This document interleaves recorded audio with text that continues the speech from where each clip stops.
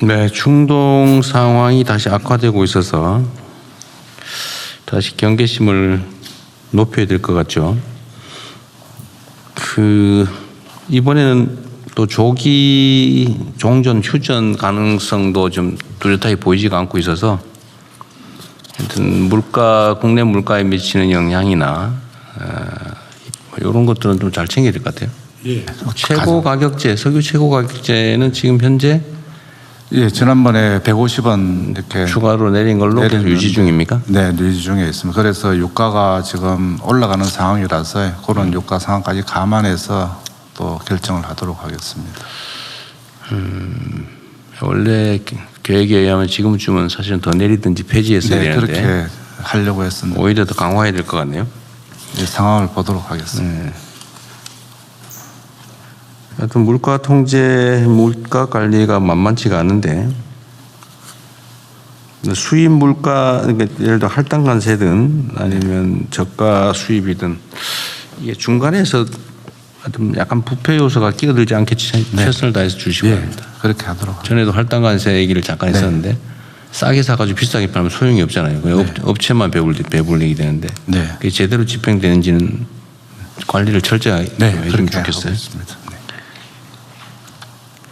그다음에 이렇게 다시 뭐 유가가 올라간다든지 상황이 또 나빠지면 매점 매석이 다시 또 기승을 부릴 가능성이 있는데 어쨌든 현행 법률상으로도 매점 매석 대상 물품은 전부 몰수 대상이라는 거죠.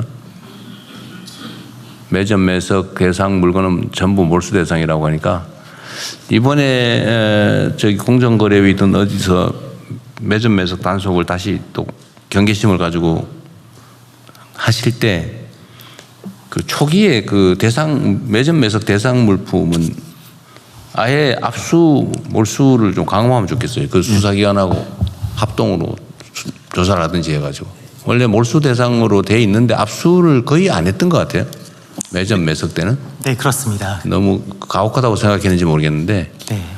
법에 하여튼 몰수 대상으로 정하고 있고 그것도 필요적 몰수 아닌가요? 일정 요건 하에 몰수할 수 있도록 할 수 있게 이미 몰수예요. 것으로 알고 있습니다. 그래서 안 했던 것 같은데 매점 매석이 지금 국내 경제에 미치는 영향이 너무 크기 때문에 앞으로는 매점 매석에 대해서는 좀 더 엄중 대응을 해야 되고 그런 차원에서는 압수하는 게 좋을 것 같아요. 원래는 뭐 팔가 난 다음에 차액 부분을 뭐 몰수하고 이렇게 지금 처리해 왔던 것 같아요. 네. 네, 이제는 선제적으로 좀 압수하고 만약에 필요하면 압수 물품은 공매하잖아요. 그렇습니다. 그게 뭐 법원 판결을 거치고 뭐 이런 과정이 있던데 네. 예외적으로 이런 거는 사실은 관련 압수 당한 측도 그 너무 오래 묶여 있으면 손해잖아요. 물론 뭐 자기 거 아니니까 상관이 없을 수도 있긴 한데 무죄가 혹시 났을 경우에 예, 그렇습니다. 피해 배상을 하거나 이럴 때 그때 뭐 손해는 전부해 주면 되니까 보전해 주면 되니까. 네, 절차가 오래 걸려 있는 게 바람직하진 않습니다. 예. 근데 이게 현재 상태로는 매각이 불가능하게 됐을 텐데 선제적 매각이 압수 물품 필요한 법 개정을 해서라도 조기에 정리할 수 있게 하시고 압수나 이런 것은 좀 원활하게 하는 게 좋을 것 같아요. 필요한 법 개정도 검토를 하십시오. 네, 매점 매석이 미치는 악영향이 너무 커서 그래요. 네, 몰수제도 개선을 위해서 기재부에서 담당하고 있는 물가안정법의 몰수 관련 규정을 개정하기 위한 작업을 지금 검토와 함께 진행 중에 있습니다. 하고 만약에 그게 이제 억울한 압수나 몰수했다고 하면 그 손해는 충분히 보전해 주면 되거든요. 그 규정도 잘 만들어서 피해 전보도 그렇게 어렵지 않게 좀 해주면 좋겠어요. 절차적으로. 네, 괴롭히지는 말고 억울한 사람 안 생기게. 현장에서 법 집행이 잘 이루어질 수 있도록 각별히 챙기도록 하겠습니다. 네, 매점 매석 관련해서는 이제 재정경제부하고 같이 협력해서 재정경제부가 주관 부처이기 때문에 공정위는 이제 석유화학이나 나프타 이런 쪽에 독과점화된 시장 구조가 있기 때문에 그 부분을 면밀하게 살펴보고 하겠습니다. 전에도 이 주사기는 사실 거의 관련이 없는데 물론 간접적으로 관련이 있죠. 그걸 일부에서 매점 매석하는 바람에 그 불필요하게 주사기 값도 엄청 오르고 심지어 주사기를 사기가 어려운 상황이 됐는데 그 완전히 국민 경제나 우리 국민 건강에 치명적인 피해를 입히는 거잖아요. 그 후에도 보니까 좀 매점 매석 경향이 조금 있다가 사라졌는데 어쨌든 이게 여러 영역에 발생할 수 있기 때문에 엄정하게 좀 대응을 한다는 원칙을 분명하게 하는 게 좋겠습니다.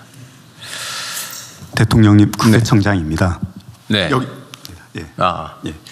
이 고환율이 고물가의 원인이 되기 때문에 이 기업 중에 환전하지 않고 해외에 달러를 많이 보유하고 있는 기업의 역외 탈세 여부에 대해서 면밀히 들여다보고 있었습니다.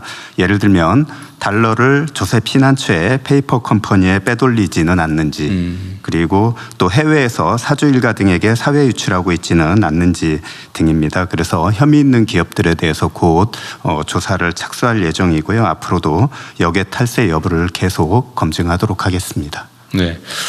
이 환율이 높아지면 수입 물가 부담이 커지고 그 결국은 우리 서민 물가에 악영향을 미치는데 이게 환율이 사실 지금 현재 상태로는 과거 관념에 의하면 좀 이상하다는 거죠. 뭐 1,500원, 뭐 1,560원 이렇게 가는 게 그 중에 하나가 수출에 의한 경상 수지가 현재 지금 전반기에만 해도 과거 작년을 넘어서 지금 1,400억 불에 5월달까지가 1,400억 불이고 5월까지만 작년 연간이 1,230억 불입니다. 그러니까 이게 엄청난 경산 수지 흑자가 발생하고 있는데 환율이 오르는 건 사실은 과거 개념에 의하면 이해가 안 되죠. 네, 도저히 이해가 안 되는. 그러니까 그 국세청이 그런 데 관심 갖는 건 매우 잘하신 것 같고요. 또 한 가지 원인이 그 국내 그 투자자들의 해외 주식 투자, 이게 지금 작년까지 연간 100조 원 이상, 예, 한 1,200억, 300억 불 정도까지. 1,200~300억 불이 해외 주식 투자했다. 그러면 우리 돈으로 하면 한 200조 원 정도가 해외 주식을 투자했던 거잖아요. 네네. 이것 때문에 저기 해외 주식 투자에 의한 외환 유출을 좀 관리해 보자고 해서 아마 네. 개별 주식 레버리지 제도를 도입했던 것 같아요. 예, 작년에 사실은 일반 레버리지 상품이 홍콩이라든지 해외에서는 이미 있지 않아요. 그러니까 뭐 삼성전자든 하이닉스든 그 말고도 여러 종목들이 있는 거 같은데 3배까지도 또 어떤 나라는 심지어 있었어요. 그러니까 이 레버리지가 2배, 3배까지 되는 해외 레버리지 상품이 있으니까 국내 투자자들이 해외에다가 이게 투자를 하니까 그걸 국내에서 소화를 하자고 아마 삼성 그리고 하이닉스에 대해서 2배의 그 레버리지 상품을 개발했던가 봐요. 그런데 이게 어쨌든 주가의 급등에 따른 일종의 조정, 뭐 일부 급락, 이 조정을 좀 심화시켰다는 비난이 있어요. 근데 이거 지금 예를 들면 의견이 다르던데 이게 주식시장의 불안정을 심화시켰다. 또 한쪽은 애초에 기대한 대로 해외에 2배, 3배 되는 레버리지 투자를 완화해서 국내로 예를 들면 국내 투자를 늘리는, 즉 외환 유출을 줄이는 효과가 있었다. 이 양론이 있는 것 같아요. 이 상황 좀 어떻습니까? 혹시 뭐 보완 대책이 있는지 한번 얘기를 잠깐 어디 담당 부서가 할까요? 이걸 금융위 소관인가요? 네, 그렇습니다. 한번 상황이 어떻게 됐는지 간단하게 말씀 한번 해봐 주시죠. 네, 그 말씀 주신 대로 이 취지가 뭐냐면 그 해외에서는 그때 됐고 해외에서는 2배, 3배까지 뭐 우리나라 상품인데 우리나라 상품을 갖고 레버리지 상품이 있었고 그리고 또 국내 투자들이 해외 나가서 하고 있었고 그러니까 해외에서 되는 걸 국내에서 막는 이 제도를 오히려 국내 제도권 틀로 들어와서 투명하게 투자자 보호를 그쪽 가면 더 약하거든요. 그래서 투자자 보호 같은 경우는 예탁금이라든지 교육이라든지 더 강화돼서 보호하는 게 맞고 상품도 투자자 선택권 다양화하는 측면도 있고 그래서 오히려 자본시장 선진화라든지 이런 측면에서 이런 것들이 필요하다 이런 측면에서 했는데 문제는 이게 어쨌든 국내 투자자들의 불만의 한 원인이 됐던 건 사실인 것 같아요. 그러니까 이게 이제 상승 국면에서는 오히려 상승을 심화시키고 격화시키고 하락 국면에서는 하락을 좀 심화시키잖아요. 어쨌든 이 레버리지라고 하는 게 지렛대니까. 근데 이게 이제 아까 얘기한 대로 이 불안정을 강화하는 건 분명한데 이게 외환 시장하고 연동이 돼 있었던 것 같다 이 말이야. 아까 내가 얘기한 대로. 근데 그 효과는 어땠는지 어쨌든 시장에서 이거 문제다라는 지적이 있잖아요. 네. 그럼 그에 대한 보완책은 뭔지 네. 아니면 원래 뭘 잘못한 건지 한번 그 얘기 간단하게 한번 들어보고 싶어요. 지금 일단 효과는 어때요? 애초에 기대했던 대로 외환 시장 안정에는 도움이 됐습니까? 실제로 그 홍콩에 그게 한 20조 정도 있는 건데요. 그러니까 국내뿐만 아니라 해외 투자자들로 해서 한 20조 정도 되는데 거기 한 최근에 보면 17조 정도로 줄긴 했는데 그다음에 이제 거기에 국내분이 얼마 있었냐 보면은 국내 투자분도 줄긴 줄었습니다. 그리고 또 실제로 보면 야 그거 얼마 줄지 않았냐 그러지만 만약 이게 없었다면 거기로 더 가지 않았겠느냐 뭐 이런 얘기도 좀 있을 수가 있고요. 환율 안정에는 도움이 됐다고 본다. 그러니까 이제 그 나갔던 부분을 그러니까. 예, 들어오는 부분이 있었고요.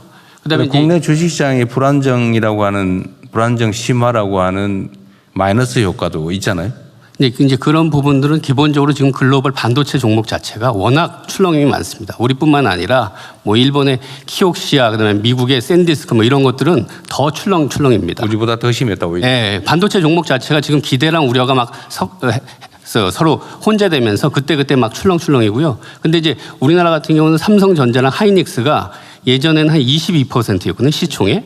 근데 작년 말에 한 30%, 그다음에 금년 최근에는 53%. 그러니까 출렁이는 거에 맞는 면적이 훨씬 더 커졌습니다. 여하튼 이게 레버리지 도입은 해외에는 원래 3배까지 있었고 거기에 어쨌든 국내 투자자들이 해외에다 투자하는 게 외환 유출의 원인이 되니까 원래는 외환 안정을 위해서 국내 투자를 권장하기 위해서 만들었던 거다. 해외에도 있는 걸 국내에서 오히려 완화해서 만들었다. 투자자 보호 측면도 있고요. 해외는 예탁금 제도도 있고요. 교육 제도도 없고요. 그냥 하는 거고요. 저희들은 와서 그런 걸 하고 그다음에 이런 거는 ETF라는 그 용어도 못 쓰게 했습니다. 이 상품에 ETF라는 건 이제 장기 분산이라는 의미가 있는데 이건 단기 고위험 상품이기 때문에 해지를 하거나 여러 가지 다양한 방법 중에 하나로 쓰여 있는 거고 단기 고위험 상품이기 때문에 ETF라는 용어도 못 쓰게 하고 저희들이 한 투자자 보호를 할 수 있는 방식 내에서는 다 했고요.